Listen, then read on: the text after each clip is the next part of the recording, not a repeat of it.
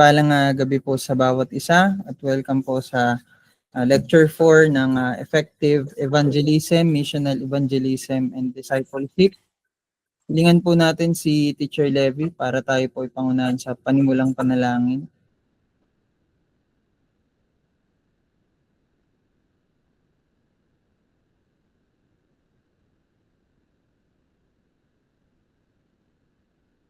Ayan. Kung hindi po available si Teacher Levy, baka po available si Brother Christian na makapag-lead po sa atin sa opening prayer.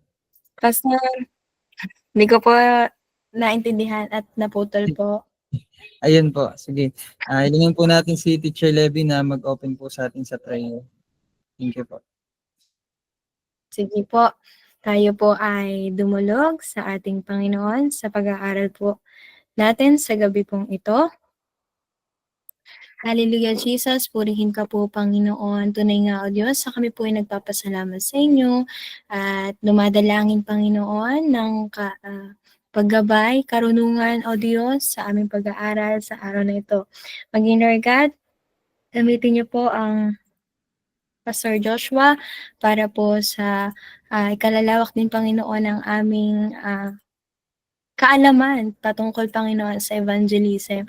And Lord, sa bawat isa Panginoon, bigyan niyo po kami ng malakas na connection, Panginoon, ng internet, Lord God, para sa ngayon ay hindi maging sagabal ito, O Diyos. And Lord, ikaw ang siyang patuloy na magpala po sa bawat buhay na makikinig at makapag-share, Panginoon, sa araw na ito. Salamat po sa iyo namin itinitiwala ang lahat ng ito sa pangalan ni Jesus. Amen. Amen. Salamat po ng marami, Teacher Levy. At ngayon po ay magsisimula na po tayo sa ating pong lesson. At ang title po ng lesson natin ngayon is The Early Church and Mission, the Acts-Based Evangelism and the Power of the Holy Spirit. Ayan. So, what made the early church so effective? So pag sinabi pong early church, ito po yung after ng resurrection ni Jesus Christ, ito po yung panahon na ang mga disipulo po ng Panginoong Jesucristo ay talagang nag-all out na sa paghahayag ng mabuting balita patungkol sa Panginoong Jesus. At ito nga po ay nagpasapasa na sa bawat henerasyon at hanggang sa nakarating na nga po sa atin. At nagpapasalamat po tayo sa buhay ni Luke na siya nga pong naging daan para i-record po yung mga nangyari sa unang taon ng pag-establish ng church sa pamamagitan nga po ng paghahayag po ng mabuting balita.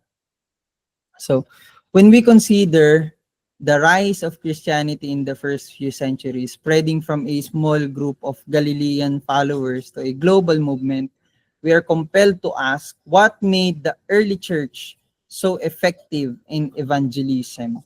Di ba po? Very evident naman talaga na ang early church ay effective sa evangelization. At naniniwala tayo na meron po tayong matututunan sa kanila na may apply din po natin sa modern church po natin ngayon. So, nung unang panahon, wala silang modern tools, wala silang microphone, wala silang sound system, wala silang church building na katulad ng meron po tayo ngayon, lalong walang internet, lalong walang social media. Pero bakit nung panahon ng early church, mas marami ang tumatanggap sa Panginoon at naliligtas? Di ba po? So, wala silang institutional power, wala silang legal protection. Sa makatuwid ay na-persecute pa nga sila ng mga political leaders and religious leaders nung panahon na yon. So, yung public influence or yung mass funding ay later on na lang nagkaroon ng pagka-establish. So, pagdating sa Book of Acts, makikita po natin sa Acts chapter 17. So, Acts chapter 17 verse 6. Basahin ko po sa inyo. Ang sabi po dito, yan. Acts chapter 17 verse 6. But when they did not find them, they dragged Yan. Jason and some other believers before the city official shouting, "These men have caused trouble all over the world. Now come here." Sabi po sa verse 7. Yan. And Jason has welcomed them into his house, and they are all defying Caesar's decree, saying that there is another king, one called Jesus. So, nung time po na to, talagang all out na po yung evangelization ng early church. Kaya akala ng mga tao meron pong ibang hari na ini-establish, political king, maliban kay Caesar, kasi nga nung time na yan ay under pa rin ng Roman rule ang Israel. Ano po? So the answer according to both scripture and church historians lies in a blend of spiritual vitality, social credibility, and bold gospel proclamation. Kung mapapansin po natin, after ng resurrection ni Jesus, nagkaroon po ng matinding impact ito sa mga, hindi lang sa apostles, kundi sa lahat ng tagasunod ng Panginoong Jesucristo. Sapagkat mababasa natin sa Acts chapter 1 na ang Panginoong Jesucristo ay nagpakita sa kanila bago siya umakyat sa langit, at binigyan nga sila ng instruction bukod po dun sa Great Commission na ang banal na Espiritu Santo ay kanila pong tatanggapin, at ang bawat mananampalatayang Kristiyano ay magiging saksi. Sabi po sa Acts chapter 1 verse 8, "But you will receive power when the Holy Spirit comes on you, and you will be my witness in Jerusalem and in all Judea and Samaria and to the ends of the earth." Praise God. Ano po? So, why the early church?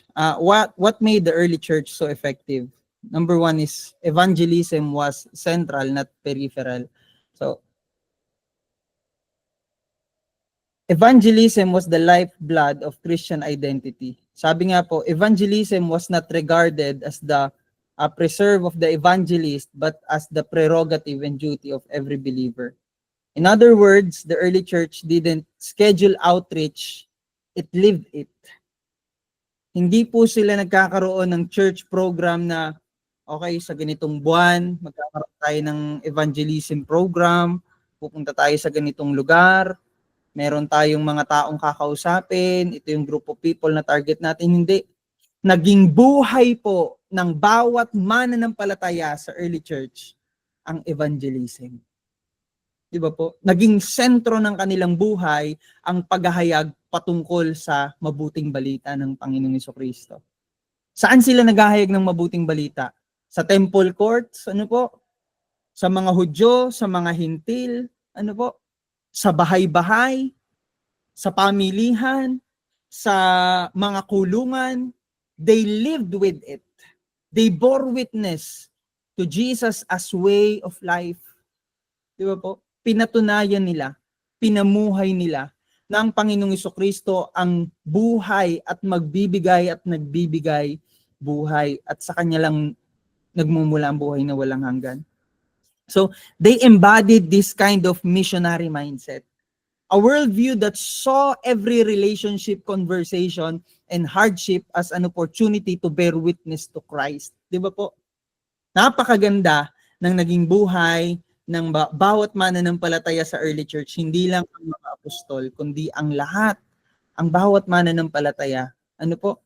Nakikita nila na ang lahat ng pagkakataong may makausap silang tao, ito ay pagkakataon para mag-witness, para maging saksi, para maibahagi ang Panginoong Jesucristo. And number 2, the most important, they were empowered by the Holy Spirit. Diba po? So the most distinguishing mark of their evangelism was that it was Spirit-empowered. Hindi lang sila driven by their religious leader. Diba po? Kundi yung Holy Spirit na tinanggap nila mula sa Panginoong Jesucristo, yung ipinangako na mag-i-indwell sa bawat mananampalataya. Ano po? Ito'y pangako pa ng Panginoong Jesucristo. Buhay pa siya, hindi pa siya namamatay sa krus ng Kalbaryo, sinasabi niya na ito sa kanyang mga disipulo, hanggang sa siya'y namatay sa krus ng Kalbaryo at muling nabuhay. Ano po, nung siya'y nilibing, siya'y muling nabuhay matapos ang 3 araw. at pinatunayan ng Panginoong Jesucristo na ang kanyang sinabi ay bunga ng kanyang katapatan sa pagdating ng banal na Espiritu Santo. And you will receive power when the Holy Spirit has come upon you. So iniisip natin yung power na yon ay isang extreme power. Ano po? Pero alam niyo po kung ano yung bunga ng kapangyarihan na ito, na bunga ng nadala ng banal na Espiritu Santo sa atin, sa pag-indwell sa atin ng Holy Spirit. It is not just power to make miracles, but it is the power to bear witness for Christ. Alam niyo po, kailangan natin ng banal na Espiritu Santo para tayo ay maging tunay na saksi ng Panginoong Jesucristo. Yung mga false witnesses, di ba po? Kahit nung time ni Moses, yung mga magikero, gumagawa sila ng mga peking himala, di ba? Counterfeit miracle. Pero itong si Moses, gumawa siya ng himala na nanggaling sa Diyos at nilalamon niya yung counterfeit miracle. Totoong miracle, genuine miracle yung ginawa ni Moses. So, yung miracles sa panahon ng early church, ito ay naging paraan para ma-authenticate na yung dala nilang mensahe ay totoo at galing sa Panginoon. Pero hindi lang yon ang tinutukoy na kapangyarihan na galing sa banal na Espiritu Santo. The ultimate power that we receive from the Holy Spirit is the power to witness for Christ, mga kapatid. Di ba? Yung transformation ng buhay natin, ito'y bunga ng kaligtasan na ating tinanggap. At ang pagtanggap natin sa banal na Espiritu Santo ay hindi lang sa panahon ng church program na tinatawag nating Encounter God Retreat. Kapatid, mali. Hindi mo kailangang magbayad ng 1,000 para tanggapin ang banal na Espiritu Santo sa buhay mo o kahit magkano. Pero maganda yung ganong klaseng mga gawain sapagkat nabubuksan ang ating puso sa paraan ng pagtuturo kung paanong tayo ay mas lalong nakakaunawa. Pero ang bawat mananampalataya na tumanggap sa Panginoong Jesucristo ng totoo, nag-respond sa salvation, ang banal na Espiritu Santo ora mismo ay nanahana sa isang taong sumasampalataya sa Panginoon. At ang tunay na manifestation ng indwelling of the Holy Spirit ay hindi lang yung speaking in tongues. Ito yung tunay na pagbabago ng buhay natin sa Panginoon at yung ating kapangyarihan na tinanggap para ihayag ang mabuting balita. Mga kapatid, ito po yung totoong kapangyarihan na tinanggap natin sa Panginoon. The Holy Spirit wasn't just a theological idea. He was the very source of their speech, of their boldness, of their discernment, of their direction, and of their power to endure persecution. Yan ang pinakamahirap. Ano po? Mahirap magsalita, mahirap maging matapang, mahirap maging discerning, mahirap magkaroon ng direction, at mahirap manindigan sa panahon ng persecution kapag wala ang power of the Holy Spirit to witness. Kung tatanungin po natin, hanggang ngayon po ba, pwede pa rin ang isang mananampalataya na maging daan ng kagalingan ng Panginoon at mga himala? Mga kapatid, totoo po, pwede pa rin. Pero hindi natin inilalagay sa kamay natin na sa lahat ng pagkakataon, pag tayo ay nanalangin, ang mga tao ay gumagaling ayon sa gusto natin. Hindi po. Ang kalooban ng Panginoon ay mahayag ang mabuting balita at magbigay ng pag-asa, at sa paraan ng ating pagsunod, ang Diyos ay gumagawa ng isang matinding himala. Alalahanin po natin na ang kapangyarihan ng banal na Espiritu Santo ang tumutulong sa ating makapagsalita ng tama, maging matapang, maging discerning, magkaroon ng direksyon, at magkaroon ng lakas para ang persecution po ay hindi maging daan sa atin para tayo lumayo sa pananampalataya. Ano po? Ang complete account of evangelism, mababasa natin yan sa buong Bible. Pero kung gusto natin na maunawaan yung historical context, yung flow po ng literature na ito, pwede nating basahin yung presentation ni Luke, yung gospel account na kanyang sinulat patungkol sa Panginoong Jesucristo, at idiretso po natin. sa pagbabasa ng Book of Acts. Pero mas maganda syempre kung babasahin natin ang buong Bible, di ba? Pero mauunawaan po natin that these two accounts is an inseparable literature. Kasi iisa lang yung nagsulat at iisa lang yung pinatutunguhan ng pagsusulat. Mababasa po natin sa Luke chapter 1 at saka sa Acts chapter 1 kung para kanino sinulat ni Luke yon. At ang sabi ng mga Bible scholars, pwede daw yun na sinulat sa specific na tao ng pangalan na Theophilus o kaya ito ay sinulat para sa mga mananampalatayang totoong nagmamahal sa Diyos. Kasi yung Theos, di ba? Ibig sabihin ni God at Philos, ibig sabihin lover. Ano po? So, Theophilus. At ang Holy Spirit, hindi lang siya basta theological idea. Totoo ang banal na Espiritu Santo at siya'y tunay na Diyos. Ano po? Kaya sa pagdating ng Panginoon, ng banal na Espiritu Santo, sa pagbalik ng Panginoong Jesucristo sa langit, isinugong banal na Espiritu Santo para sa atin, ano po? At makikita po natin na ongoing kahit sa Old Testament, sa pagdating ni Jesus, sa pagdating ng Holy Spirit, andun yung truth that God is with us. Di ba po? Kahit dun sa panahon ng Old Testament, mababasa natin na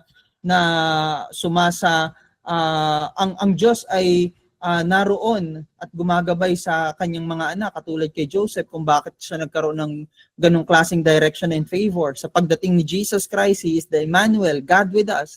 Ganon din ang Holy Spirit as our advocate, that God indwells in the believer, the lives of every believer. So the Holy Spirit is not silent partner in evangelism. He is the chief strategist, motivator, and enabler. Kaya nga sinasabi po ng maraming mga pastors and theologians na ang acts daw po ay hindi acts of the apostle, kundi acts of the apostle through the Holy Spirit. Diba po? Hindi natin maaalis yung pagkilos ng banal na Espiritu Santo. Hindi rin natin pwedeng sabing acts of the Holy Spirit kasi hindi natin pwedeng i-disregard yung ginawa ng mga apostles or ng mga early Christians. Ano po? Ng early church. So, mahalaga na makita po natin dun pa lang sa title na acts, gawa o mga gawa. Ito po ay merong collaboration, partnership sa atin bilang mga mananampalataya at sa banal na Espiritu Santo. So, sa panahon po natin ngayon, nagre-rely tayo sa program, sa platform, pero ang Holy Spirit hindi ganun. Pwede nating sabihin na, nagre-rely pa rin naman kami sa Holy Spirit, pero alam niyo po, nung panahon ng early church, wala na silang matagal na pag-uusap o pagpaplano para humayot lumabas. Hindi sa kanila nagiging problema ang budget. Di ba po? Totoo, kailangan natin ng budget, pero ang tanong, kapag mag-share ka ba sa kapatid mo, kung may asawa ka sa asawa mo, kung may anak ka sa anak mo, o kaya sa tiyuhin mo, sa lolo mo, sa lola mo, sa kapitbahay mo, kailangan mo pa ba ng malaking budget ng church? Hindi. Di ba po? Kung nagtitiwala tayo sa leading ng Holy Spirit, it will lead us to witness. And that kind of witnessing will lead the people to divine encounter. At pangatlo, their lives validated their message. Gospel wasn't only spoken, it was embodied. Hindi lang pinamamalita, hindi lang ipinapahayag, hindi lang sinasalita ang mabuting balita, kundi ito ay ipinamumuhay. Nakikita sa atin, at ito po yung ating palaging panalangin, na ito ay may pamuhay natin gaya ng mga tao na naunang mag-dedicate ng buhay sa Panginoon. So, sa Book of Acts, makikita po natin yung picture ng church na talagang namuhay sa matinding pagiging generous, sa kanilang araw-araw na fellowship, sa bawat araw na nagsasama-sama ang church para magpuri at sumamba sa Panginoon. This is a visible love gave power to their proclamation. Ito po yung maganda sa early church. Wala nang mayaman, walang mahirap, lahat sila nagsasama-sama, di ba? Bababasa din natin sa Acts na ang ginawa nila noon, yung mga mayayaman, binenta nila yung ari-arian nila at binigay nila sa mga apostol para ipamahagi ng equally sa lahat. Pero alam natin na ito ay hindi natin may apply sa panahon natin ngayon. Pero maraming maraming model ng early church evangelism and practices na pwede din nating ma-adapt.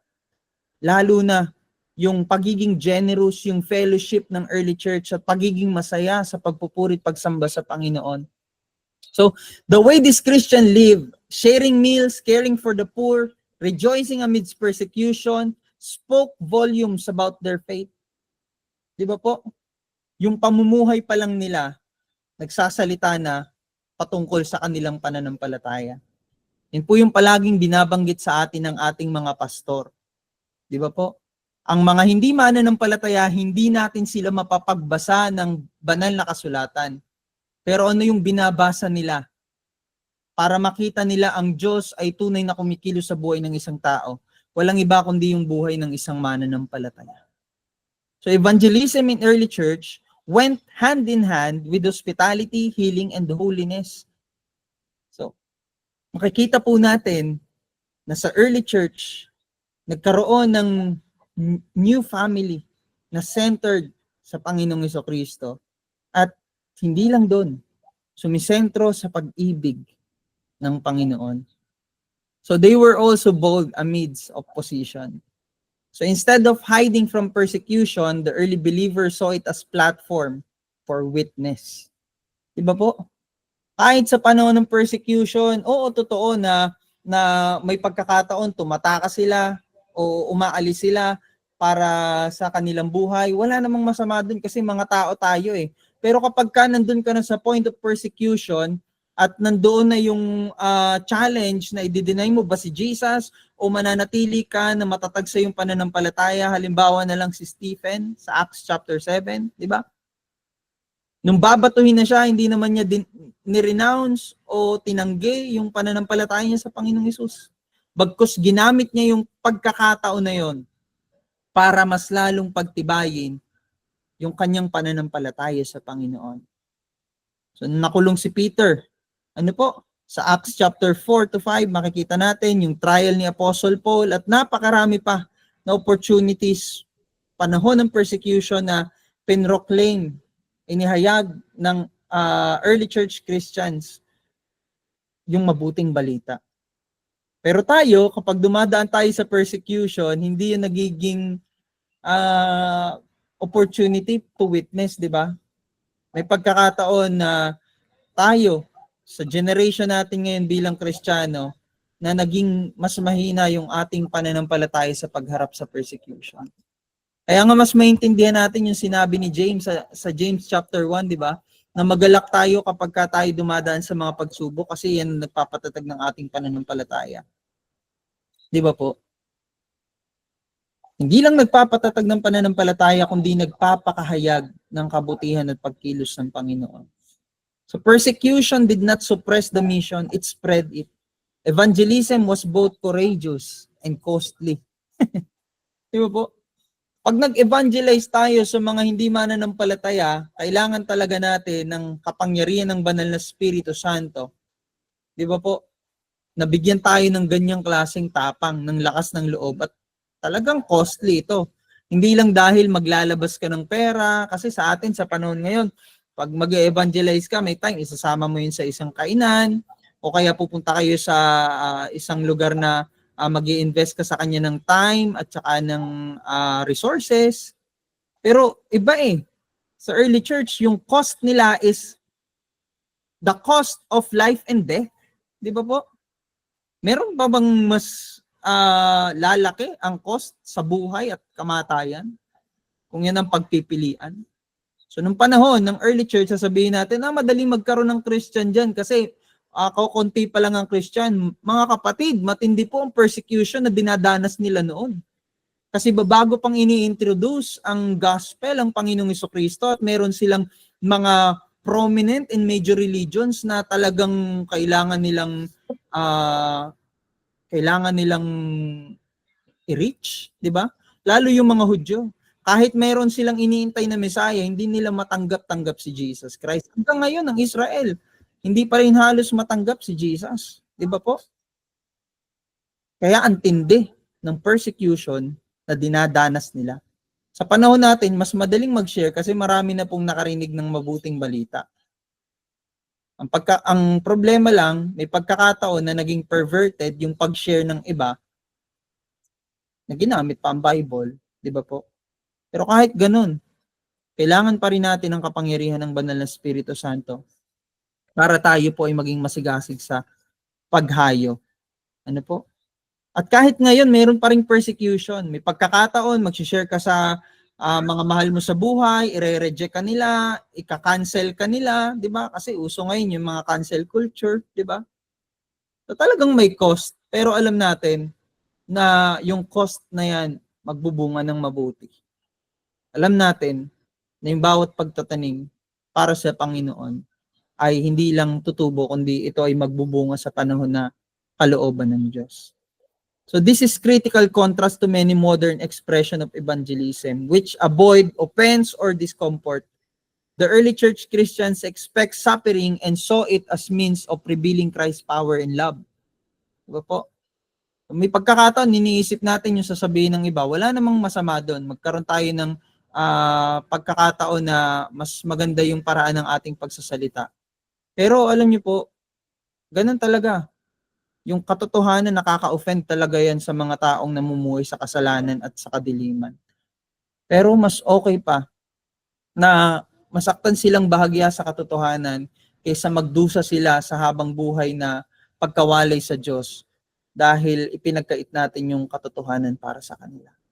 Parang paggamot lang yan sa sugat eh. Masakit pag ginamot mo sugat. Pero kapag hindi mo ginamot ang sugat at lalo itong lumala, alam natin na ito'y nagbubunga ng hindi maganda. So the gospel was simple yet profound. Yes. Alam niyo po, yung factor ng effectiveness ng gospel is the simplicity and the clarity of the message. Yung iba, hindi nila matanggap kasi sobrang simple nga. Sobrang simple ng presentation ng gospel. Di ba po? Sa sermon ni Peter, di ba, sa Pentecost, ang daming naligtas. 1,000 tao naligtas doon. At yung mga audience niya doon, mga Hudyo, yung marami doon ay present nung kinrucify si Jesus. At na-move sila ng mensahe ni Peter. Si Philip, nung nakipag-usap siya sa Ethiopian, si Paul, at lahat ng mga mananampalatay nag-share ng gospel. Ipinapakita yung core message that Jesus was crucified, He was buried, He was raised, He is Lord. Repent and believe, for the kingdom of heaven is at hand. Diba po? Ito yung core ng message, diba? Ang simple niya, pero napakahalaga. Ang simple ng mensahe, pero ang hirap ipaliwanag sa salita. Diba po? Sapagkat naniniwala tayo na ang paraan lamang para ito ay may paliwanag natin ay ang banal na Espiritu Santo ay kumatagpo sa puso ng ating kinakausap. Ano po? At makita natin talaga yung kalalagayan natin at kung ano yung ginawa ng Panginoong Jesucristo sa krus ng Kalbaryo para sa atin. Diba po? So the early evangelists never compromised the message but they adapted the method to reach diverse audience. Diba? Hindi nila pinababaw yung weight ng mensahe, hindi rin nila pinalalim para magmukha silang mahusay sa pagsasalita, pero ito'y naging simple and yet umaabot sa iba't ibang pangangailangan ng mga tao sa iba't ibang lahi. Diba po? Sa lahat ng area na pwede nilang puntahan, makikita natin ang mga early church Christians, talagang ginagamit nila yung opportunity. They speak in synagogues, they speak in public squares, they share the gospel to their homes. Ano po? They always present Jesus Christ as the fulfillment of God's promises. Diba po? Dinaanan na natin yan sa mga una nating lectures. At alam na alam nila kung paanong ihahayag ang mensahe patungkol sa Panginoong Jesucristo na umaabot sa pangangailangan ng mga tao na sila ay magsisi at manumbalik sila sa Diyos. Ano po? So, Why was the early church so effective? Because they were spirit-empowered, they were compassionate in community, they were clear in proclamation, they were courageous under pressure, and unified in God's mission. Di ba po? Ito po yung totoo. Alam niyo po yung napakagandang katotohanan yan, na yung same Holy Spirit, yung same gospel, yung same mission, remains the same for us today. Kung paanong sinamahan ng banal na Espiritu Santo yung early church Christians, di ba po? Kung paanong inihayag nila yung parehong mensahe. Kung paanong tinanggap nila yung misyon, ay gayon din ang tinanggap nating misyon. At pareho lamang ang dahilan para makipag-partner tayo sa misyon ng Diyos na abutin ng mga tao to seek and to save the lost. So the Spirit-empowered witnesses. The disciples are gathered, Jesus has ascended, they are praying, waiting, expecting. Di ba po? So inihiling nila na talagang pakapuspusin sila ng banal na Espiritu Santo. So one thing na tinanggap natin ng Holy Spirit na seal ng ating salvation, and another thing na i-desire natin na puspusin tayo ng banal na Espiritu Santo. Merong instruction sa kanilang Panginoon, manalangin sila, mag-intay sila, mag-expect sila. And the same for us Christians. Are we still praying? Are we still waiting? Are we still expecting for the power of the Holy Spirit to consume us and to commission us to go for evangelization? So in a moment, yung promise ng Panginoon dito sa mga apostol, sa mga early church Christians, nangyari. And suddenly there came from heaven a sound like a mighty rushing wind, and they were all filled with the Holy Spirit. Diba po? Yung mga nag-iintay, nakakatanggap yan. Yung mga naiinip, hindi yan nakakatanggap. Pero yung mga totoong nag-iintay, yung mga totoong nag-e-expect, hindi lang yan nakakatanggap, nagbibigay pa yan. Diba po? So hindi ordinary event itong nangyari sa mga disipulo, sa mga apostol. Nagsalita sila ng iba't ibang wika, and that is the power of the Holy Spirit to witness for the nations. Di ba? Nagulat yung mga tao, bakit itong mga to ay alam nila na hindi naman sila galing sa bansa na yun, pero yung mga lingwahe na kanilang ginagamit ay pumapatungkol at naintindihan dun sa lingwahe ng mga tao na mga foreigner na nandoon sa outer court, di ba? Grabe. Grabing pagkilos ng Diyos. At kailangan maging rooted sa atin sa pag-aaral ng evangelism that the power of the Holy Spirit that is given to us is the power to witness for Christ. Ito yung pagsilang, officially launching, di ba, ng church, ng mission ng Diyos sa partnership dito sa mga taong pinili ng Panginoon. So, pagdating ng Holy Spirit, di ba, hindi ito para maging mahusay lang sila sa paningin ng ibang tao, sa mga tao sa paligid. But the coming, the descent of the Holy Spirit was to empower every believer for witness. Ito yung framework na ipinakita sa atin sa Acts chapter 1 verse 8. You will receive power when the Holy Spirit has come upon you, and you will be my witness. Hindi sinabi ng Panginoong Yesus, you will receive better strategies.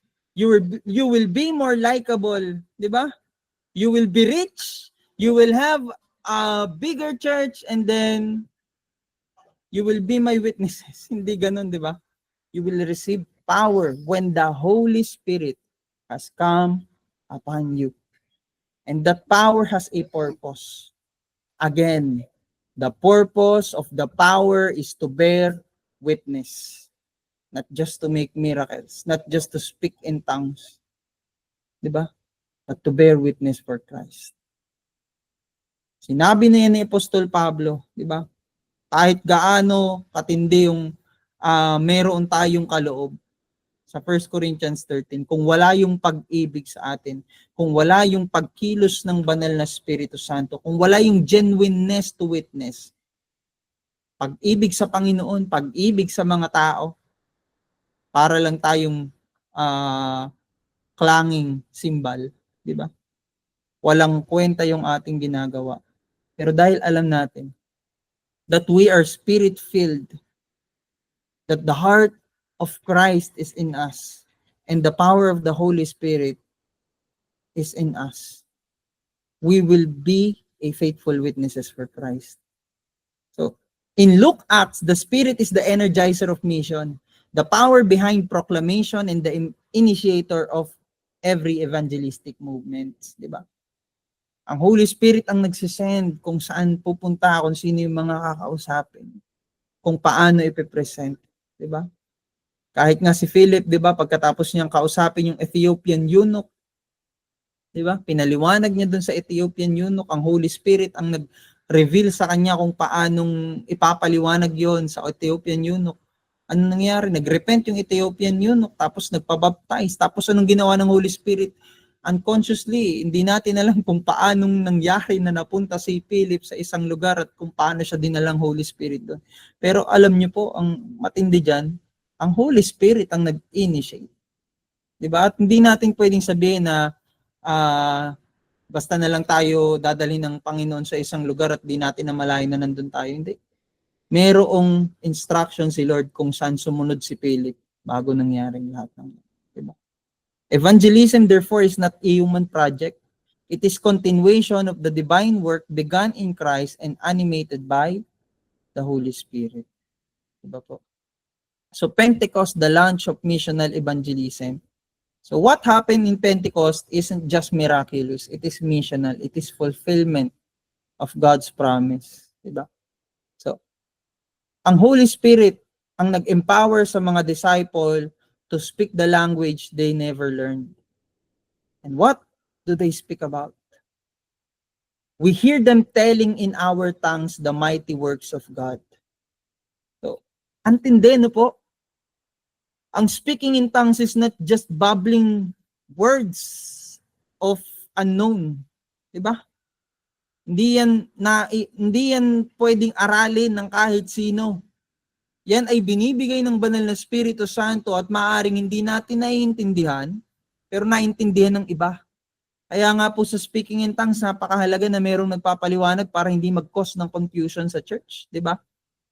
Hindi lang tayo na-edify. Alam niyo po, ang first move of the Holy Spirit in terms of this speaking in tongues, this is evangelistic movement.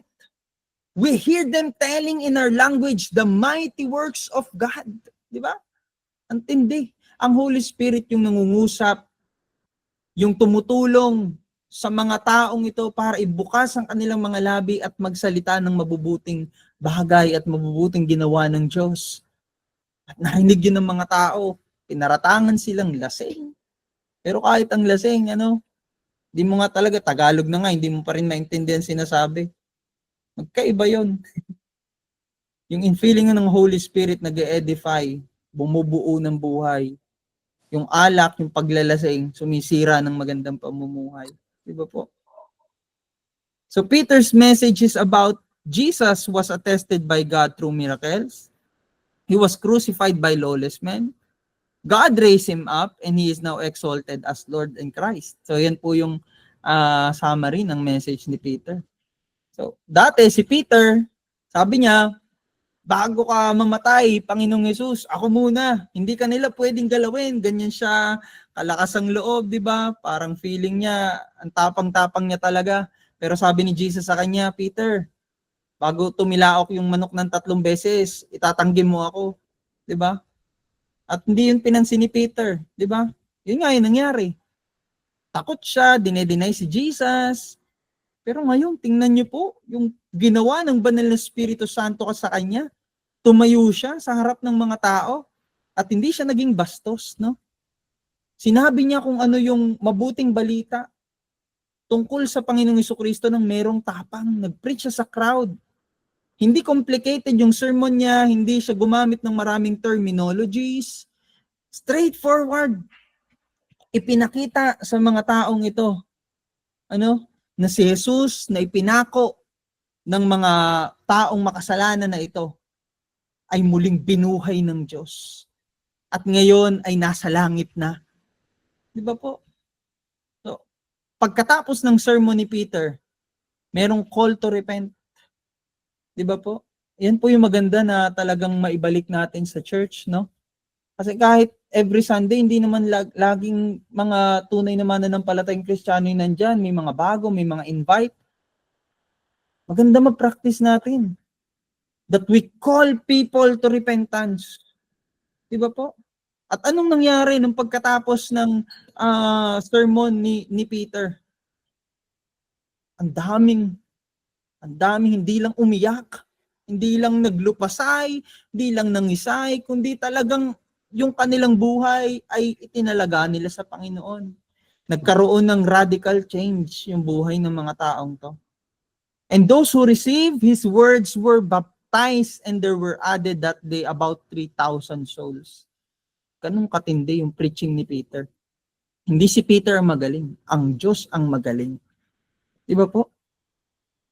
Yung power ng Holy Spirit ang nag-enable kay Peter para magawa yun. Hindi niya kaya yun kung sa sarili niya. Atapang-atao lang siya. Pero pag andyan na yung problema, talagang atakot din siya. Di ba? At atakot din si Peter. At makikita din natin dito yung kahalagahan ng water baptism as a public declaration of repentance and submission to Christ.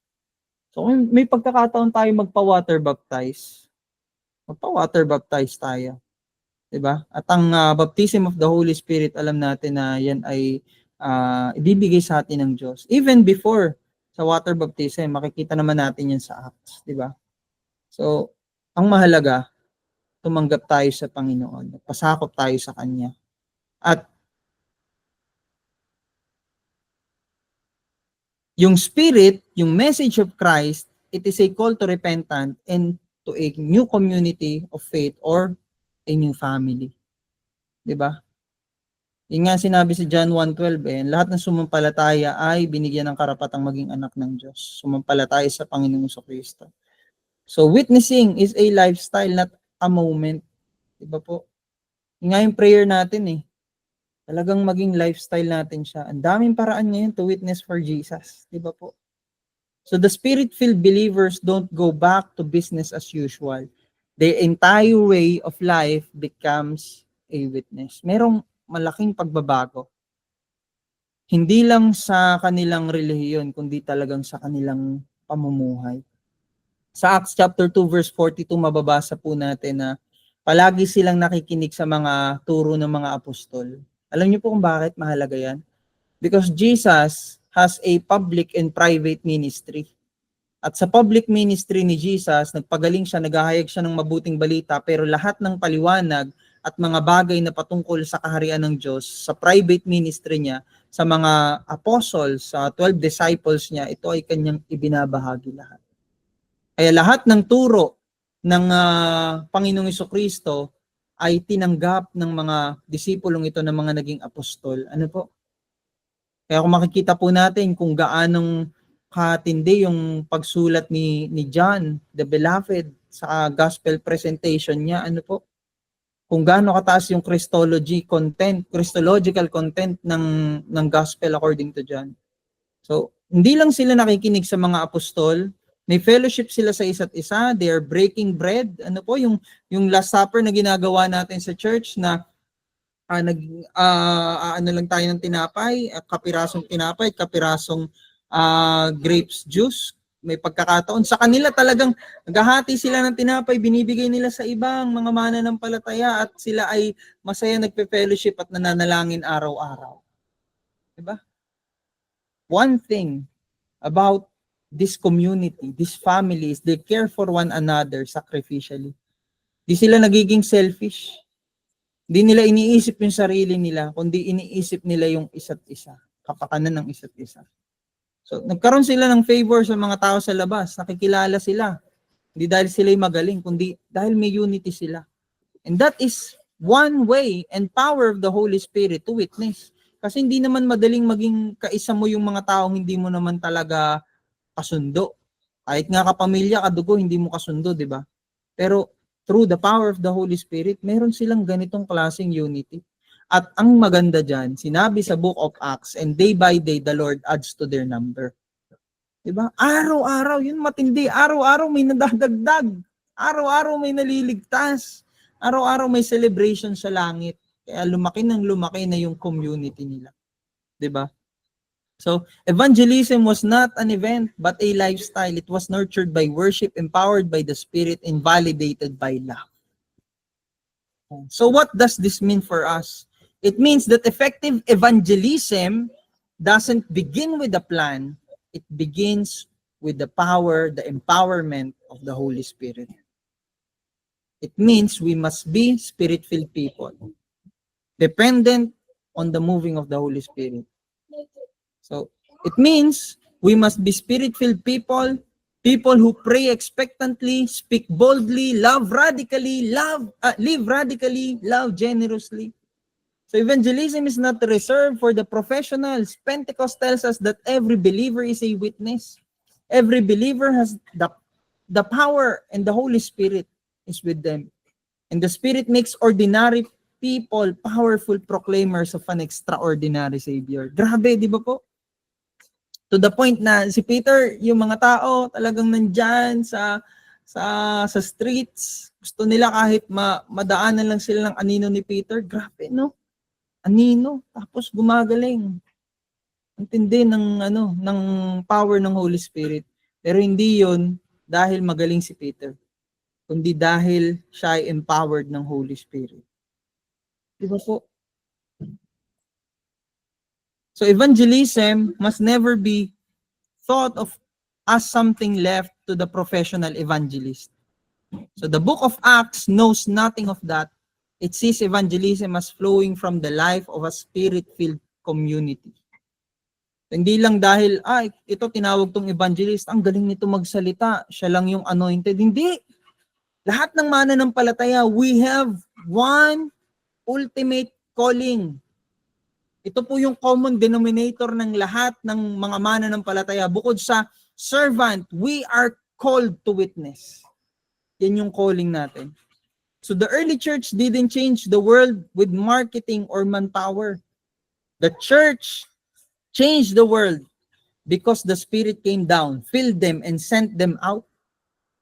Diba po? At alam niyo po, matindi, yung truth that the Holy Spirit has not retired until this day. At hindi yun mangyayari. Ano po? Hindi magre-retire ang Holy Spirit. Matatapos lang yung pag-share natin ng mabuting balita kapag nandun na tayo sa langit, kasi sino share natin doon, di ba? Tayo, nagpupuri na sa Diyos doon. Di ba? At hindi natin maarok eschatologically yung inihanda ng Diyos na napakagandang bagay sa langit. Alam niyo po yung napakaganda? The Holy Spirit still empowers the believers. The Holy Spirit still convicts the sinners. And the Holy Spirit still sends witnesses for the world. Ano po? Witnesses of Jesus Christ. So if we want to see revival of the gospel, witness in our time. Yan yung kailangan ng church. Our church needs revival. Not just a revival program, but a radical revival. Ano po? Yung matinding pagkilos ng banal na Espiritu Santo na nagbibigay ng transformation. Hindi lang natatapos sa pag-iyak, hindi lang natatapos sa pagluhod, hindi lang natatapos sa paghiga, hindi lang natatapos sa conviction, kundi nagkakaroon ng transformation at nagkakaroon ng pagsunod na talagang to go, to witness for Jesus. So we must begin in the church. We must kneel our knees in prayer. We must open our hearts and we must be ready to be filled. Grabe na po. Kahit ako po, yun yung prayer ko po, i-empower pa ng Lord, magkaroon pa ng mas matinding passion and compassion. Ano po? Compassion for the lost, passion for the mission, di ba po? So the word and the deed, compassion in evangelism. So ano nga ba yung heartbeat ng early church? Kung tatanungin tayo, bakit nga ba effective yung evangelism nila? Di ba? Yun nga po yung dahilan, kaya ito yung pinag-aaralan natin. Kasi may time yung evangelization natin, feeling natin hindi effective. So, sasabihin natin, siguro kaya effective yung evangelism nila kasi meron silang bold preaching. Gumagawa sila ng miracle, tapos kasama nila yung mga apostol. So, di natin maalis yun. May part talaga yun kung bakit effective ang evangelism nila. Pero, alam niyo po yung crucial, yung matindi. Hindi lang yun eh. Andiyan yung empowerment of the Holy Spirit, syempre. Pero alam niyo po kung bakit effective yung evangelism nila. Because it's their way of life. Diba po? Yung buhay nila talaga yung nagiging evangelism. Yan po yung masarap eh. Yung pumunta yung mga tao sa church, nakakilala sila sa Panginoong Hesus kasi natanong nila, kapatid, anong nangyari sa'yo? Kapatid, gusto ko rin niyang meron ka. Tulungan mo naman akong makilala ang Panginoon. Diba po? So they devoted themselves to one another, to the Lord. So, sabi sa Acts, there were no needy persons among them. From time to time, those who owned land or houses sold them, brought the money, and it was distributed to anyone who had need. Diba? So, ang tindi ng generosity. Ibig sabihin, may mga mayayaman ding naliligtas noon. At hindi lang mayayaman, talagang mayayaman. Mga taong prominente, mga taong kilala sa society. At sila ay nagsakripisyo alang-alang sa pag-ibig ng Panginoon. Nakita yun ng mga tao sa labas. Diba? At yung kapangyarihan ng banal na Espiritu Santo sa compassion na nilagay sa kanila, ito yung nagdulot ng matinding response ng mga tao. Anong meron sila? Anong nangyayari sa kanila? So the quality of the Christian lives especially their love, generosity, and mutual care was perhaps the most powerful advertisement for faith. Hindi nila yung ginawa ng pakitang tao lang, mga kapatid. Hindi rin nila yung ginawa para makagain sila ng attention. Nangyari yun sa kanila ng natural. Diba po? Kung tayo kaya, sa loob ng local church natin, nagmamahalan tayo, oo, okay lang, may tampuhan, pero naaayos. Hindi umaabot sa barangay yung problema, nagtutulungan tayo, hindi tayo naglalamangan, nagmamahalan tayo. Di kaya matrack ang mga tao sa katotohanan ng mabuting balita? Naniniwala naman tayo na hindi mababago ang mabuting balita. Pero ang mabuting balita ay nagbabago ng buhay ng isang tunay na sumasampalataya sa Panginoon. Diba po? And the Lord added their number daily those who were being saved. Paano nangyari yun? Because their life together matched the message they preach. In other words, their gospel was embodied, not just announced. And that is the difference between the word only evangelism and the word and deed evangelism. So evangelism was social and spiritual. The early believers didn't separate social compassion from the gospel proclamation. They did both simultaneously and seamlessly. Diba po? So the early church, the early Christian community was committed to justice and care for the poor, not a social add-on, but as an integral part of the gospel. So evangelism wasn't just about getting people to heaven. It was about bringing heaven values to earth. Alala natin yung prayer na tinuro ng Panginoong Hesus sa mga disipulo. Diba? Our Father, which art in heaven, holy is your name. Your kingdom come on earth as it is in heaven. So that's part of the gospel. Ano po? That's part of God's kingdom. The unity, the love, yung purposeful living. Diba po? It was embodied in the lives of every believers. It was about to testify to the kingdom in a broken world through love, mercy, and mutual care. So living the gospel before proclaiming it. Di ba po? So we need to live the gospel. We need to live the gospel. So people will listen to the gospel when they've seen your generosity. Hindi naman ibig sabihin generosity, kailangan ibigay mo lahat ng meron ka. Diba? Pero naniniwala tayo na ang generosity, lahat ng area ng buhay, pwede nating ibigay yan. Part ng pangunawa, generosity yon. Part ng pagbibigay ng mga tangible things, generosity din yon. Yung prayer mo, yung time mo, generosity yon. Lahat ng area ng buhay natin na nagbibigay tayo ng kahit anong meron tayo, that's part of our generosity. So people listen to the gospel when they've seen your generosity. Di ba?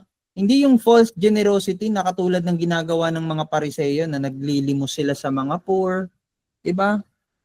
Tapos nananalangin sila sa mga kanto ng mga pampublikong lugar. Hindi yun. This is not to say that compassion replaces proclamation. Ano po? We must not settle for good works without the good news. Diba? Hindi lang tayo gumagawa ng mabuti. Siyempre, dapat naghahayag din tayo ng mabuting balita. It goes hand in hand. Diba po? But neither we should preach salvation while neglecting the physical, emotional, and communal needs of the people around us. Di natin pwedeng sabihin na pagpalain ka ng Diyos, di ba? Nakita natin yung isang tao, di ba? Talagang nangangailangan siya ng pagkain. Sabi, pagpe-pray kita, kapatid, mahal ka ni Jesus, pagpalain ka ng Panginoon. Eh sa bulsa mo, meron ka namang pwedeng ibili ng pagkain kahit hindi mamahaling pagkain, pwede ka namang bumilit, ibigay sa kanya yung pagkain. Paano natin masasabi na we are preaching salvation, pero yung way to bless them, sasabihin natin, pagpalain ka ng Diyos, eh may way naman tayo para i-bless yung taong yun, hindi natin ginawa, hindi tayo sumunod sa Panginoon, we are neglecting the fullness of the gospel. Pero hindi naman sa lahat ng pagkakataon na sinabi natin at magpe-pray tayo, may bibisitahin tayo, kailangan lagi tayong may dala. Kaya nga andyan po ang physical, emotional, and communal needs. Ibig sabihin, hindi lang puro physical yung ating ina-address. Eh yung mga mayayaman, hindi naman natin kaya silang regaluhan eh. Pero yung masuportahan natin yung kanilang social, relational, emotional, mental needs, communal needs. Di ba po? Maging discerning tayo kung ano yung gustong ipagawa sa atin ng Banal na Espiritu. And the early church was irresistible because their love was visible. Ganyan po. Ako po pag sinabi sa akin na irresistible grace, kasi yung pag sinabing irresistible grace, yung biyaya ng Diyos, di mo matatanggihan yun. Wala kang choice, di ba? Pero pag sinabing irresistible grace, pagdating sa akin, sa pagkakaunawa ko, irresistible ang grace, hindi mo siya i-resist, hindi mo siya gugustuhin i-resist. Dahil kapag naunawaan mo yung biyaya ng Panginoon, bakit mo siya tatanggihan? Bakit mo hindi ito tatanggapin sa sobrang ganda nito? Bakit aayawan mo ito? Kaya napakahalaga ng clarity sa paghahayag ng mabuting balita. Hindi yan paramihan ng verse. Hindi yan pagalingan ng strategy. Ito ay umaabot sa puso ng tao at pag naunawaan niya yun, hindi niya yun tatanggihan, kapatid. That is the irresistibility of God's grace. Walang sino man ang aayaw sa biyaya ng Diyos pag nakita niya kung gaano yung kaganda. At kung nakikita din yun sa atin. So their compassion was concrete. They met in their homes, they prayed together, they opened their wallets, they welcomed the poor. Di ba po? Merong mga pailan-ilan, dumadaan sa church building natin, pumapasok sila. Pero alam niyo po yung gusto ng Panginoon, lumabas tayo dun sa church building natin at puntahan natin sila. Yun yung totoong evangelism. Yun yung totoong evangelization. Eh paano tayo lalabas? Hindi naman kailangan lagi magkaroon tayo ng street evangelism eh. Yung mga tao na nasa loob na ng church, mga kapatid, sila na yung key persons. Hindi naman lahat ng mga tao sa loob ng bahay nila pumupunta sa local church. Ano po, para makarinig ng mabuting balita. Hindi pa lubos na Kristiyano yung buong pamilya nila. Mag-establish tayong home Bible study, puntahan natin sila. And that way, we are reaching the lost for Jesus. Pray for them. Ang hirap, ang tigas ng puso nila. May pagkakataon, bubuksan ni Lord yung opportunity. Yung wallet natin, talagang minsan ang hirap niyan eh. Ibubukas natin yung talagang wallet natin, ibibigay natin sa Panginoon, mag-i-invest tayo sa soul ng isang tao. Hirap niyan. Pero kapatid, I tell you, kapag sinabi ng Diyos na nagamitin mo yan, sumunod ka sa akin, magiging katulad tayo ng babae sa Sarepta, yung babaeng balo. Huling patak na lang ng langis at ng harina. Mamamatay na sila pag kinain nila yon. Pero dahil may instruction si Lord, kailangan may instruction si Lord, no? Dahil may instruction si Lord dun sa babae dun sa Sarepta, may instruction din si Lord kay Elijah. Pareho silang sumunod. Yan maganda. Pagka nagkakaroon ng collaboration yung pagsunod natin, may blessing. Nahahayag yung mabuting balita. Yung power ng Holy Spirit sa atin. Di ba po? At we welcome the poor. Di ba? So, sa church ba natin, mayroong upuan ng mga mahihirap at mayayaman? Merong napabisita dito sa atin dati dito sa PEG natin dito sa Look. Sabi nila, meron daw pwestuhan yung upuan natin dito. May pangmayaman daw hanggang sa mga hindi. Ako mga kapatid, sabi ko nung panahon na yun, sabi ko, naku, mali po kayo ng pagkakaunawa. Kahit saan po kayo umupo, pwede. Nagkataon lang na meron silang favorite na pwesto na, alam niyo po yun, pag ikaw yung preacher, kita mo na kung nasaan sila eh, di ba?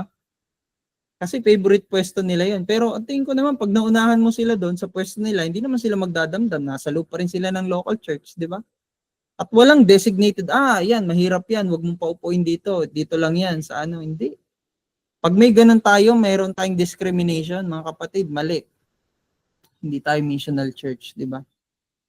So, mahalin natin ang lahat. Lalo yung nangangailangan sa Panginoon. Hindi lang poor physically, lalo na yung mga spiritually na talagang nangangailangan sa Panginoong Jesus. So, through that kind of life, the Spirit drew people to Christ. Diba? Yung buhay natin ay nagiging buhay na patotoo. Ang banal na kasulatan ay nagbibigay buhay sa ating buhay. So what does this mean for us, especially in digital or urban setting? Kasi modern yung generation natin ngayon eh. It means we need communities of witness, not just individuals with words. If we want to evangelize in our city, we must show them a church that cares. If we want people to hear the truth of the gospel, they must feel the grace of the gospel in meals shared, debts paid, and burdens lifted. If we want to see revival, we must rebuild the church as a compassionate family, not just a preaching platform. Ito po yan, mga kapatid. Diba po? Hindi hadlang din ng budget para hindi tayo mag-evangelize, mga kapatid. Alalahanin natin, sapat ang biyaya ng Diyos. Lagi kong naririnig sa aking mga magulang, kay Pastor Emil Pastoral yun, na pag may project, may provision. Diba po? Kaya mag-go tayo, kalooban ng Panginoon, i-reach natin yung community. At pagka nag-step of faith tayo to reach them, sabi ko nga kay Pastora Jen uusap kami kung ako papipiliin na ipa-aircon ko yung church building, o kaya bumili kami ng sasakyan, o kaya mag-upgrade ako ng equipment. Kung may pera na magiging blessing yun sa church, hindi ko dun muna ilalaan eh. Kasi okay pa naman eh. Yung church building na meron tayo dito. Pero saan natin ilalaan yun? Ilalaan natin para makapag-establish tayo ng mga outreaches. Yung paraan na maaabot yung pangangailangan ng mga tao. Katulad ng feeding program, katulad ng pagpunta sa mga lugar na malalapit. Halimbawa yung mga senior na hindi mananampalataya, mabigyan ng kaunting regalo at makapag-share sa kanila. Diba? So mas i-prioritize natin yung kaluluwa kaysa sa mga bagay sa mundo. Kasi alam natin na na kapag prioritize natin ang tao, susunod ng pagpapala. Mas mahalaga ang tao kaysa pera. Diba po? Yan ang kalooban ng Panginoon.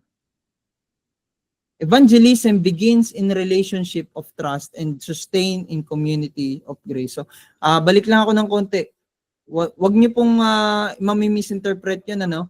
Hindi po masama ang magpaganda ng church, bumili ng sasakyan at mga bagay na yon. Maganda po yun kasi part din ng evangelism yon. Kung meron pong mga mainit na yung lugar natin, di ba? Siyempre gusto natin maging blessing din, walang mai-stroke sa loob ng local church natin. So, may provision si Lord para doon. Yung sasakyan, maganda rin yun kasi part ng evangelism, madadala mo yung mga taong malalayo papunta sa church. So, kailangan nating maging discerning. So, ano yung kalooban ng Lord na maging step natin pagdating doon? Pero laging ang sentro, paano tayo makakaabot doon sa mga tao? Ano yung pangangailangan nila? So, compassion is not optional, it is central. Hindi naman ito, pag sinabing compassion, hindi naman tayo nagiging kumbaga, yung mababang pag-iisip lang, o kaya mahina yung kalooban, di ba? O kaya uto-uto. Hindi eh. Yung compassion ay totoong pagtingin sa pangangailangan ng mga tao sa paligid. Pagiging sensitive, pagiging discerning. So, evangelism is not just about giving a message. It is about being a people of mercy, generosity, solidarity in Christ. So, in a world that feels fragmented, isolated, and suspicious, a gospel-shaped community is not just attractive, it is transformational. Di ba po? Yung maramdaman ng mga tao na pag pumunta sila sa local church, meron palang magmamahal sa akin ng totoo. Yung magko-correct sa akin ng merong totoong pagmamahal. Di ba po? Sinabi ko po nung nakaraan na kahit anong ganda ng local church natin, may libre tayong pakain, naka-aircon yung room natin, di ba? Yung sanctuary natin, maganda yung praise and worship natin, etc. Kung hindi ang Panginoong Jesucristo ang dahilan, at yung mga tao sa loob ng local church ay hindi nagpapakita ng totoong embodiment of the gospel, mawawala sila. Pero kung ang Panginoong Jesucristo ang dahilan, kahit pa ang ating sanctuary ay gawa lang sa kubo at ang mga tao ay nagmamahalan ng totoo, nag-uunawa, nagsusuportahan, maniwala po kayo mga kapatid, walang makakapagpaalis sa kanila doon. Kasi ang Diyos ang dahilan. Yun yung naging primary attraction. So, yun po yung prayer natin. Yung church natin, maging ganun talaga. At alam ko po na ganun na yung mga churches na kinabibilangan po ninyo. Kinabibilangan nating lahat. So, hindi lang sa doktrina tayo magaling, kundi andyan yung pamumuhay natin sa mga tinanggap natin sa Panginoon. So, nung time ng early church, hindi talaga nawala ang persecution. Ang daming, may mga documentary, may mga movies, may mga writings ng early church fathers na makikita po natin, ang daming persecuted Christians nung panahon na yun. Pero alam niyo po, ang saya nilang namamatay. Ang saya nilang namamatay for the cost of Christ. Grabe, no po. Kahit nga ngayon sa panahon natin, sa ibang mga bansa, may mga Christians na cost of life and death pa rin yung pagsunod sa Panginoon.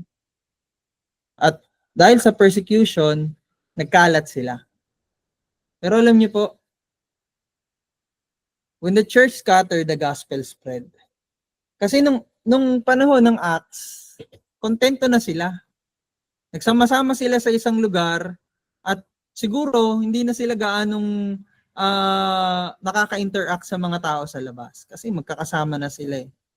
Pero alam niyo po, yung persecution at yung death ni Stephen, nag-cause sa kanila para pumunta sila sa iba't ibang lugar. So kung mapapansin po natin, nakala lang natin na divide.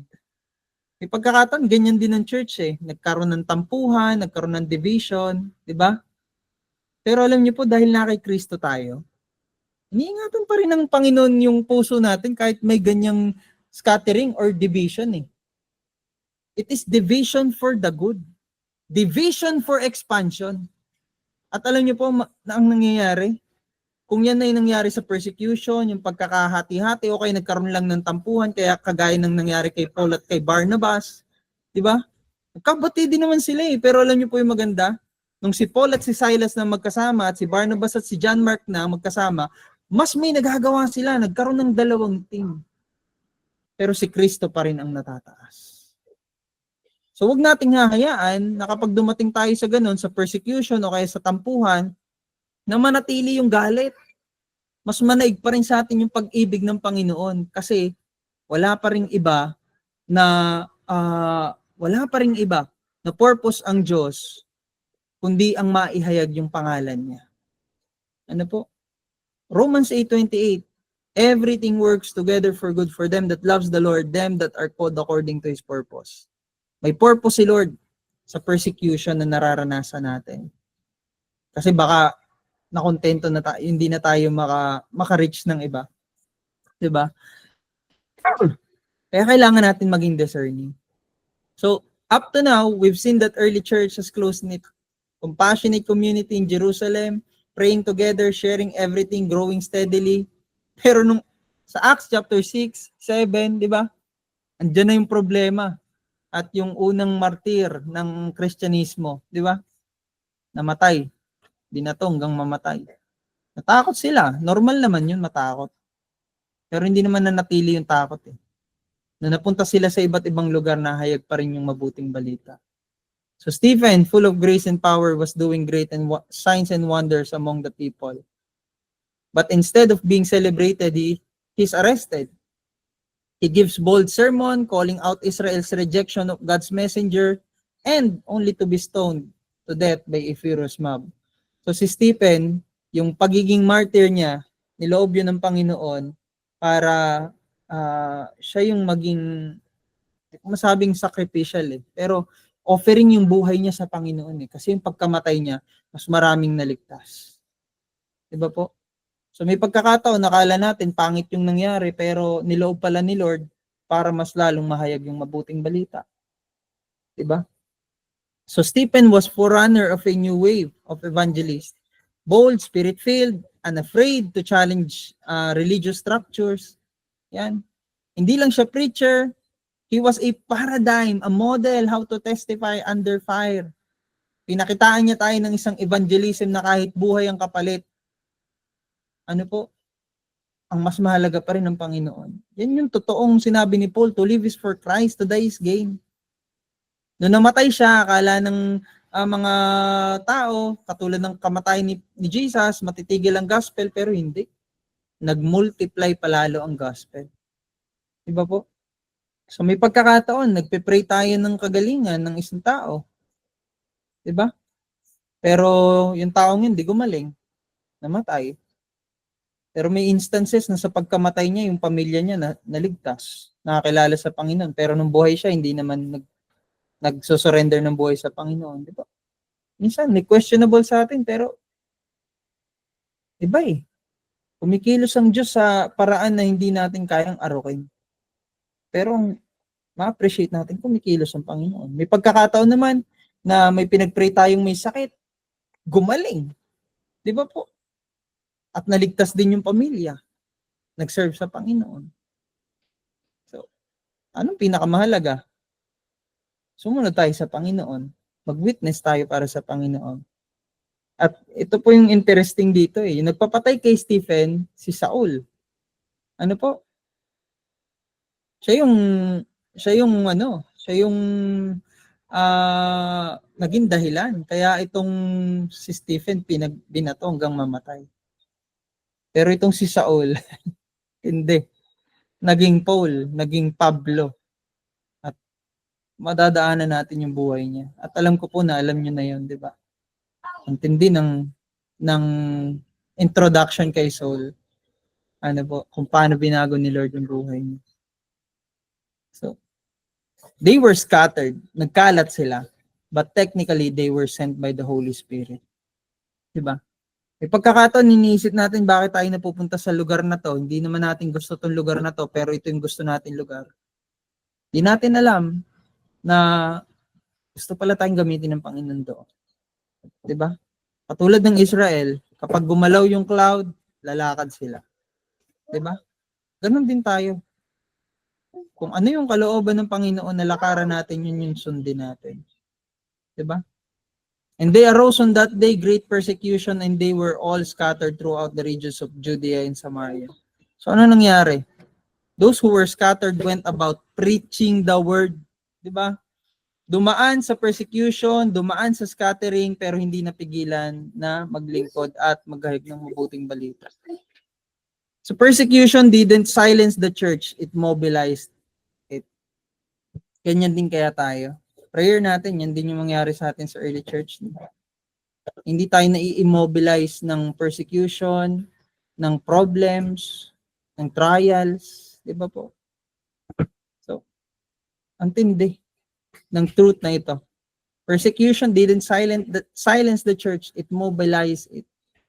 So the scattering of believers driven by persecution became the very vehicle through which the gospel began to fulfill Jesus' commission to go beyond Jerusalem. Diba? Minsan ayaw natin kasing kumilos ayaw nating humayo. Ayaw nating kumilos, ayaw nating humayo. Gagawa si Lord ng paraan para tayo ay humayo. Para tayo ay pumunta sa ibang mga taong nangangailangan ng mabuting balita. Diba po? Kasi yun ang commission ng Panginoon Go therefore and make disciples of all nations. Diba po? So believers hadn't left Jerusalem on their own. They were when the persecution came, God used it to launch the mission. So God turns suffering into strategy. God turns every pain into purpose. So it is a crisis into calling. So si Philip, diba? Samaria, punta siya sa Samaria, maraming tension doon, spiritual confusion, racial division, and the crowds with one accord paid attention to what was being said by Philip, and there was much joy in that city. So this is one of the earliest cross-cultural evangelistic breakthroughs. So Philip preached not only in words but also in power, and the gospel breaks into the enemy's territory. Diba? May time takot na takot tayo pumunta doon kasi alam naman natin na talagang hindi sila tumatanggap sa Diyos doon sa lugar na yun. Pero dahil nga ang Holy Spirit na ang nag-send sa atin para pumunta doon, yan. 'Di ba? Ang choice na lang natin sumunod. 'Di ba? Gawin. So, what do we see here? Persecution pushes the gospel outward. Believers become missionaries, not refugees. And evangelism crosses boundaries and brings joy. Tayo, pag nape-persecute tayo, ano yung nararamdaman natin? Diba? Naranasan nyo, diba? Some people pushes you out of your comfort zone. Or meron nangyari sa buhay mo na talagang nagkaroon ka ng karanasan na wala kang choice kundi lumabas doon sa comfort zone mo na yon. Kung hindi, ay totally madidestroy ka. 'Di ba? May pagkakataon may mag-a-arise na problema, mayroong nagtatrabaho, mawawalan ng trabaho, 'di ba? Pero may mas mabuti pa lang nakalaan si Lord. Pagkawala mo ng trabaho, may na-discover ka na ito pala yung skills mo, or makapag-open ka ng business, 'di ba? Nawala ka sa scholarship mo sa school, pero ang gusto pala ni Lord, ilipat ka sa mas maayos na career. 'Di ba? Nawala ka doon sa relationship na ang tagal na ninyong magkarelasyon, di pa kayo kinakasal. Tapos inalis ni Lord, masakit. Yung pala, iningatan ka ni Lord sa mas matinding mga sakit. 'Di ba? Ng situation. Yan. So ang dami. Kahit dun sa personal life natin, pero higit sa lahat, doon sa ating comfort, doon sa ating sa church. Minsan, pagka talagang sobrang comfortable na tayo, wala pakialam sa atin si Satanas. Okay lang yan. Sila lang naman. Pero try nyo po, maging active yung evangelism natin sa church, try natin. Ang dami nating problema at pagsubok, pero mas maganda nga yun kasi mas maraming panahon na sasamahan tayo ni Lord. 'Di ba? So the early church teaches us that sometimes God uses those very moments to expand our witness. Di naman lagi, pero may time. Kasi ayaw nga natin kumilos. Ayaw nating sumunod. So kailangan ng konting push galing kay Lord.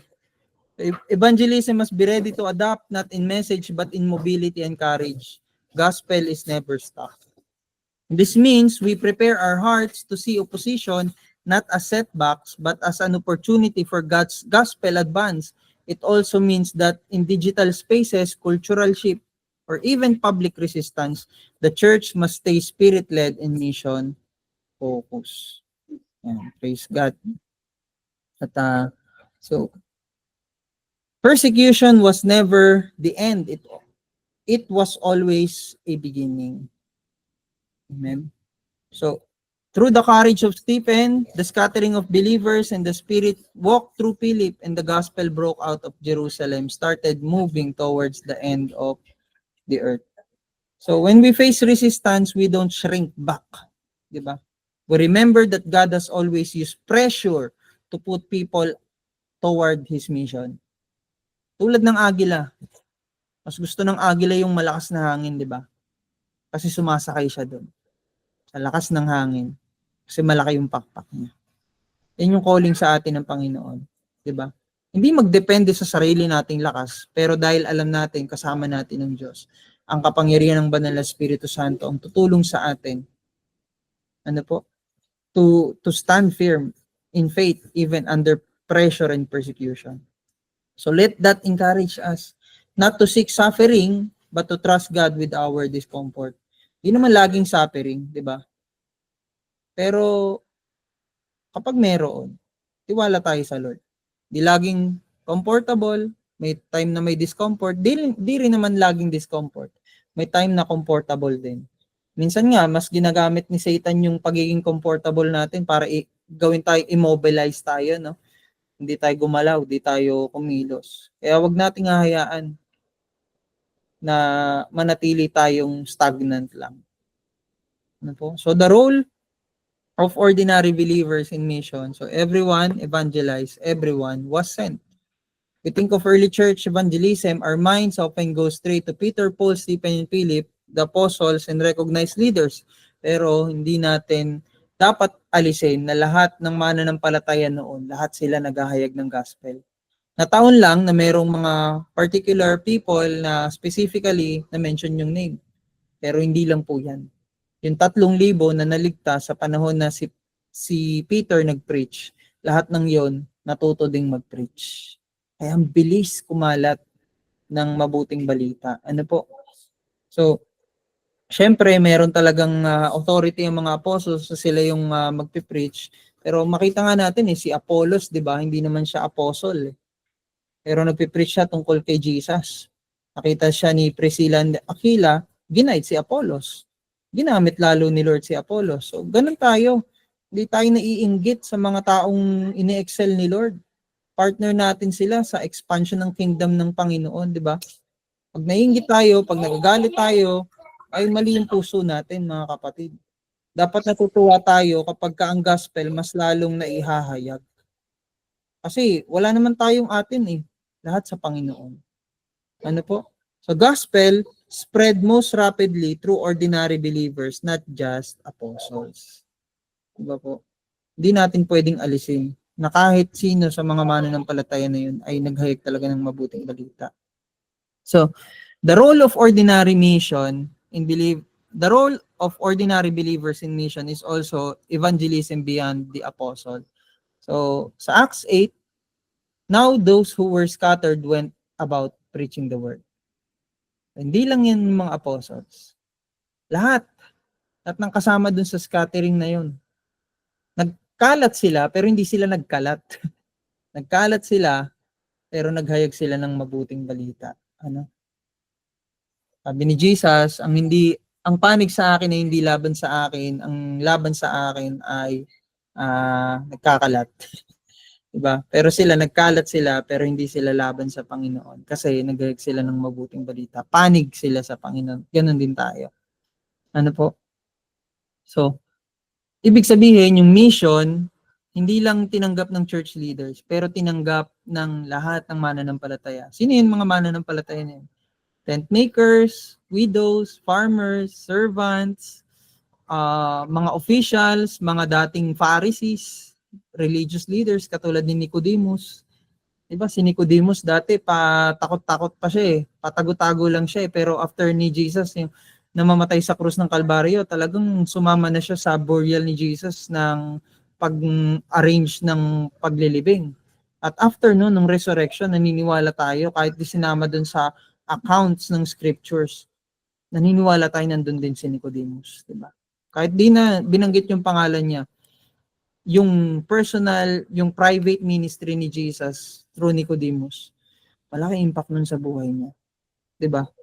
So, iba't ibang walks of life. So, spontaneous outreach of the total Christian community was the most potent factor in spread of the gospel. So,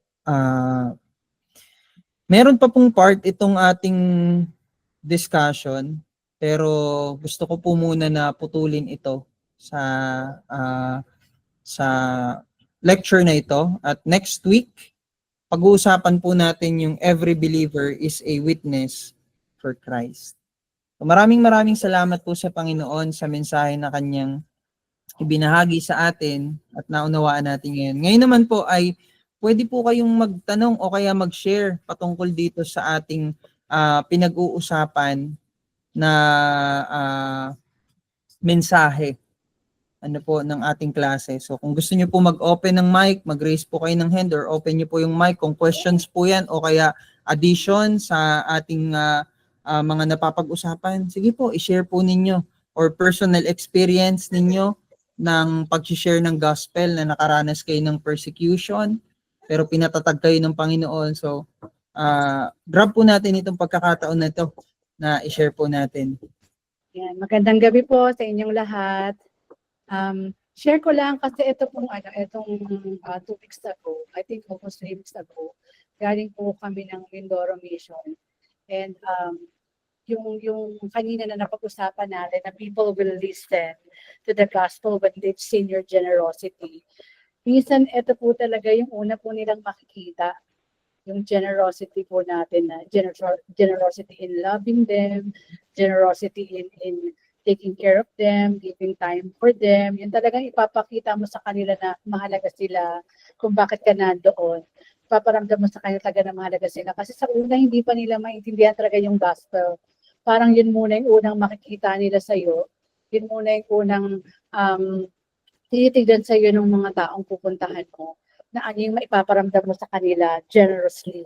Ito ba yung talagang, kasi pag nung pumunta po kami sa mission, talagang kahit ano po yung madadatnan namin doon, talagang we will, I'm sure lahat po kayo makaka-relate, I'm sure lahat tayo maybe ay talagang naka-experience na ng mga mission or evangelism.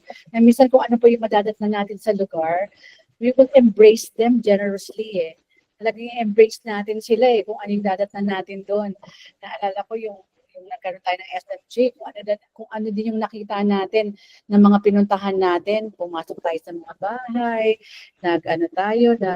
pupunta tayo sa iba't ibang lugar. Kung ano yung dadatnan natin sa lugar, minsan hindi pa nila, hesitant sila kasi hindi pa nila agad maiintindihan yung sinasabi mo. Ano yung mga pinagsasabi nito?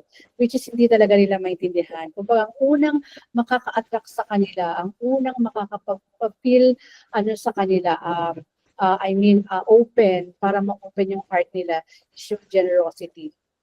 Ano mang klaseng generosity to, and not only materially, pero higit sa lahat yung maipadama talaga natin sa kanila na kaya tayo naroon ay talagang gusto nating maipadama sa kanila yung pagmamahal ng Panginoon. So, yun po yung nakita ko talaga nung nagpunta kami sa mission just recently.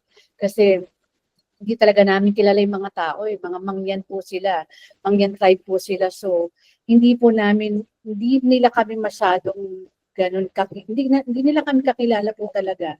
So, kung ano po yung pinakita namin sa kanila nung time na yun, is yun po yung una nilang na-accept until such time they were able to listen to the gospel, they were able to accept us then generously then, and then they were also able to understand kung ano yung inihahatid namin, kung ano yung pakay namin, kung bakit namin sila pinuntahan. Kaya napaka-importante po nitong part na to sa ating pong pag-aabot sa mga tao.